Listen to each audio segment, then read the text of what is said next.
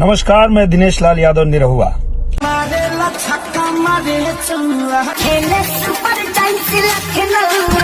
मैंने अभी एक गाना देखा, बहुत शानदार गाना बना है और कि भोजपुरी गाने को इतना बढ़िया फिल्मांकन करके और एक नई दिशा देने की कोशिश की जा रही है, ये बहुत ही अच्छी बात है। अभी एक जितना बढ़िया उन्होंने गाया था उतना ही शानदार उसको भी फिल्माया गया था। वैसे ही का गाना अभी जब मैं देख रहा हूँ तो लग रहा है कि हाँ, इसी दिशा में भोजपुरी को लेके जाने की आवश्यकता थी। जो बहुत बहुत आभार सोनी म्यूजिक को और खुशबू जी को बहुत शुभकामना, विनय विनायक जी को बहुत शुभकामना, बहुत बहुत धन्यवाद।